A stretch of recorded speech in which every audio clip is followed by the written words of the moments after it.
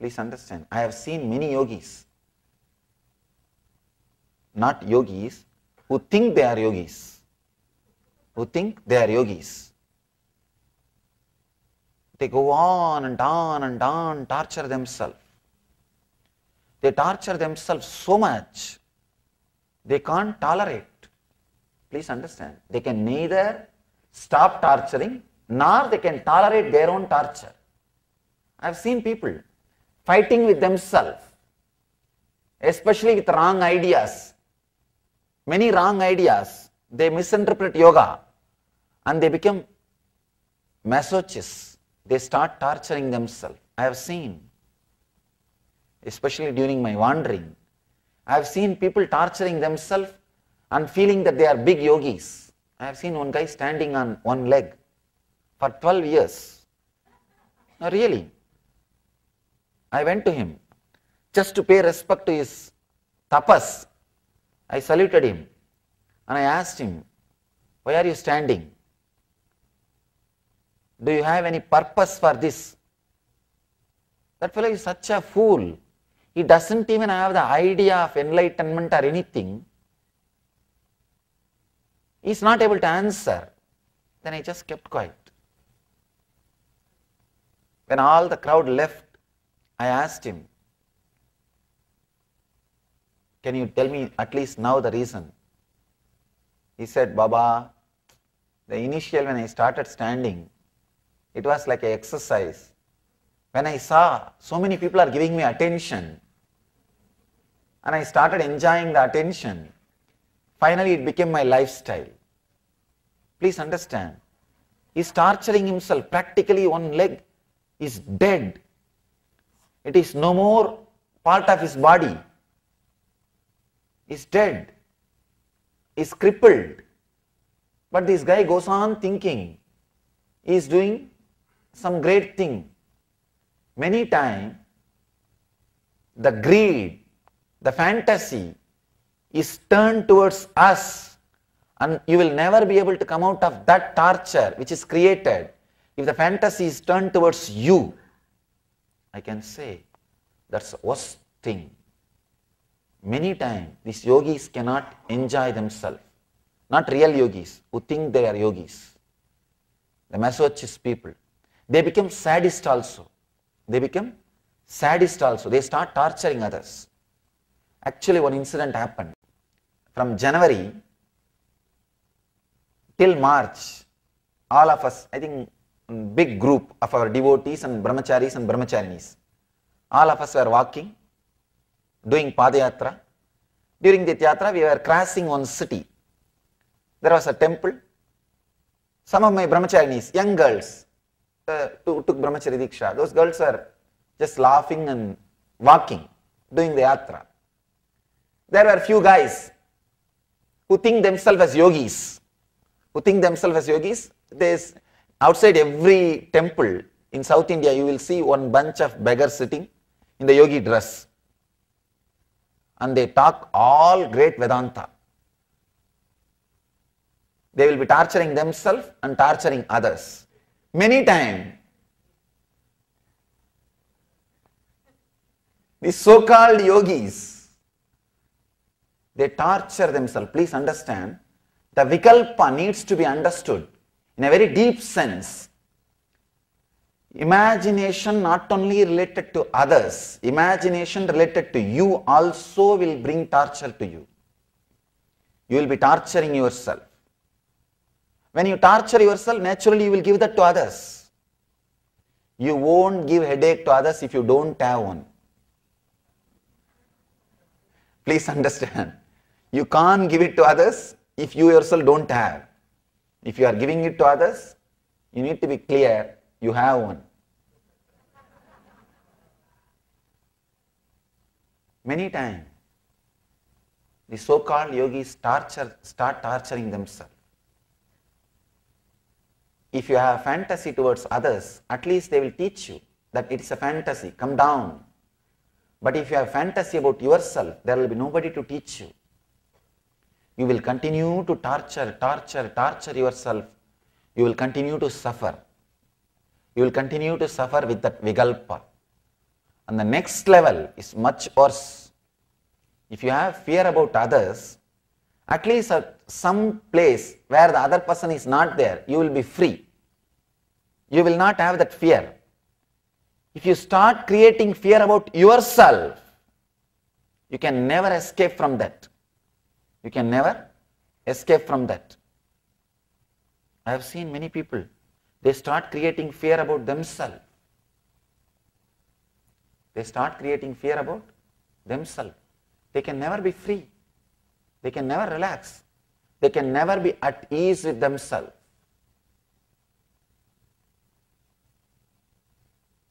It's I can say, the worst hell. If they start creating fear about themselves, they can't live in joy, live in bliss. This story, beautiful story. One Zen master was walking near a river. One young lady was standing. She asked him, "Please, can you help me to cross the river?" The master was with his disciple, young disciple.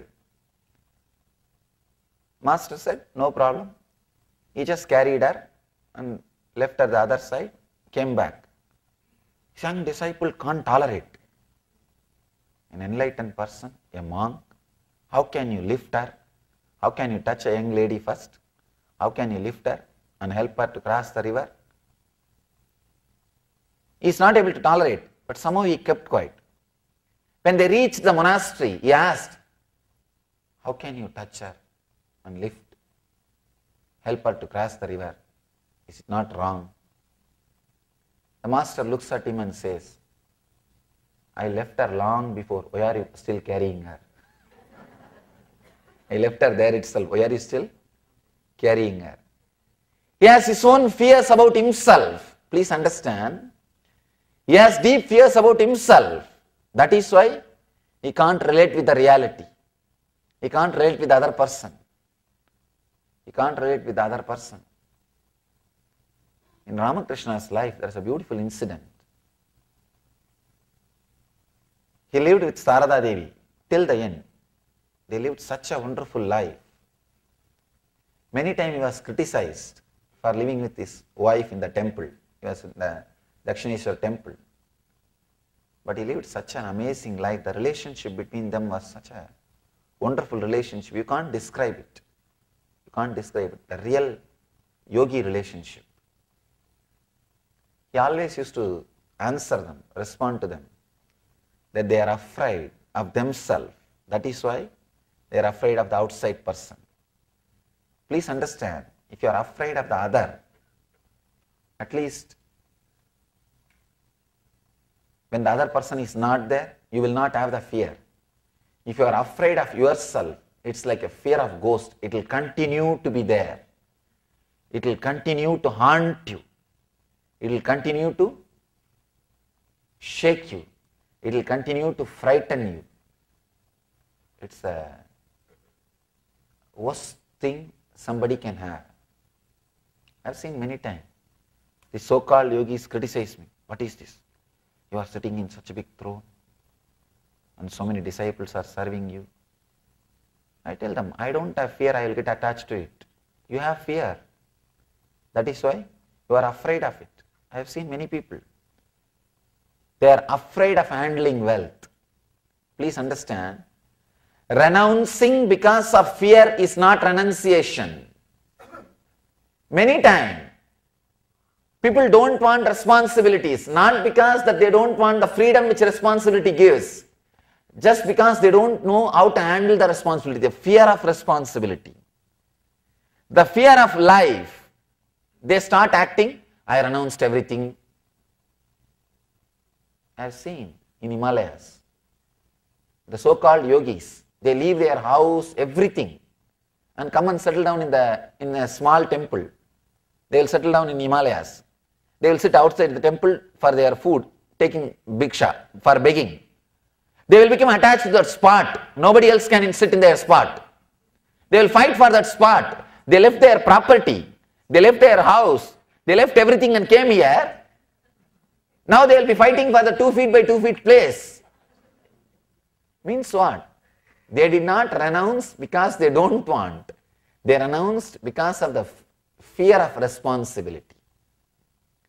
Many times you start renouncing because of fear of responsibility. No. When you are sitting in this, one side you may have the fear. Two kinds of fear. One, you need to maintain this. Second, you may get attached to this and start suffering. If you are renouncing because of these two fears, no, that is no way going to help. I have seen many people renouncing for various reasons, but it is not renunciation. It is doing the same thing through the other way. I have seen people, they renounce all their gold, wealth, everything and come away to Himalayas with one kamandalu, water pot. But they will get so attached to that pot, they will wash that pot whole day and keep it shining. I know one Baba is called Kamandalu Baba. All he does is 6 hours per day he will wash that kamandalu. First he will wash with sand, then he will wash with tamarind, then he will wash with the powder, then he will apply ash on that. And he's like, that kamandalu, that water pot became his brand. Many times people do that. It's not renunciation, doing it in the other way. I have one more story for you about that. This guy goes into a bar and orders three separate short glasses of Irish whiskey.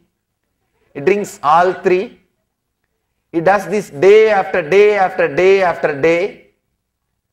The bartender finally says, you know, I can put all 3 of those shots into one glass for you. The guy says, no, I prefer it in this way. See, I have 2 brothers. They are abroad. I love them. This glass right here feels that I am drinking for each one of them. I feel all 3 of us are together here and drinking. And the guy continues to come in day after day after day, does the same thing. The bartender also continues to set up 3 glasses. One day, the guy comes with a long face and says, give me 2 shots today. The bartender is shocked. He thinks something wrong has happened. He asks, what happened? Did something happen to one of your brothers? Bartender asks, no. The guy says, they are okay. It is just that I decided to quit drinking.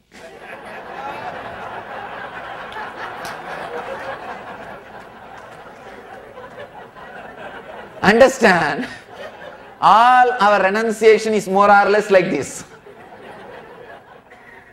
You decide to quit drinking, but you go on drinking. We renounce maybe the fear of maintaining or fear of attachment. If you renounce because of fear of maintaining or fear of attachment, please be very clear, you will be surely enjoying in some other way. That's what Krishna calls beautifully, Mithyacharaha, hypocrite, who is renouncing physically but enjoying in some other form. I can say one of the worst curse happened to India is this Mithyachara. This Mithyachara. In course of time, people have started renouncing because of their fear of attachment, fear that they may get attached, or that fear they have to maintain. Out of that, when they started renouncing, they never achieved yoga. And people have started thinking, this renunciated, these guys have become yogis. No. Understand? Renunciation which happens because of vikalpa is not yoga. Many people come to me and say, they brag, I got such big job, Swamiji, I had this big house. I decided to live a simple life and renounce. No, relax. It's not true. You decided to quit drinking. That's all. That's all. It is not renunciation. Look inside. Many times people come and tell me, I lived a simple life. I never hurt anybody. I do everything good. I follow dharma. See, why then problems come to me? Why difficulties come to me? Be very clear. Your renunciation is not based on understanding. It is based on fear of attachment or fear of maintenance. That is not renunciation. If you are renouncing because of fear of attachment or fear of maintenance, better you enjoy, live. You are not yet ripe for renunciation. Don't take that big step. Don't be arrogant to renounce. Sometimes out of our ego, arrogance, we renounce. No. In Zen there is a Zen story, beautiful story. One disciple in the monastery, he understood humbleness is practiced in the monastery. He started acting too humble. In Sanskrit we have a proverb, Adivinayam Durta Lakshanam. The guy who is behaving too humble is cunning. This guy started behaving too humbly. What do I know? What can I do? What can I tell? I have seen many people doing that.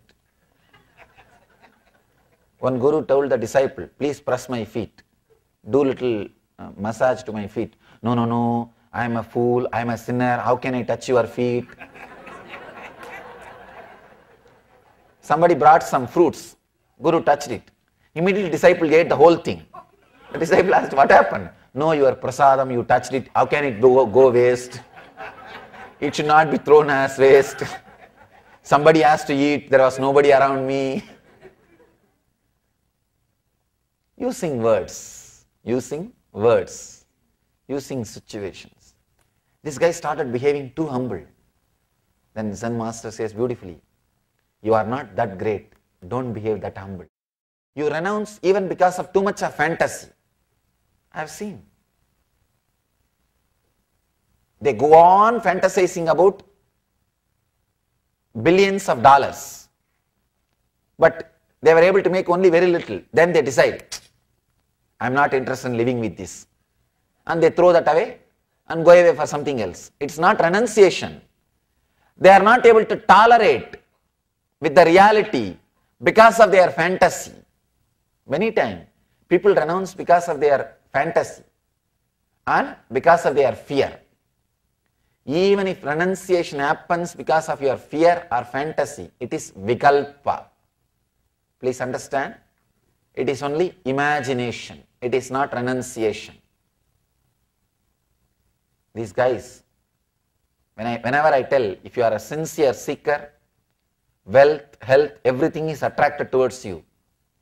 In the Kalpataru, I speak about this subject. Last Kalpataru, I was talking about this. One seeker, the so-called seeker, the professional seeker, that guy came to me and said, Swamiji, I am a seeker for last 25 years. I am broke. I am sick. You say a sincere seeker will always attract whatever he needs around him. What is happening with me? Nothing is happening. I am neither attracting wealth nor attracting health. I told him, look inside.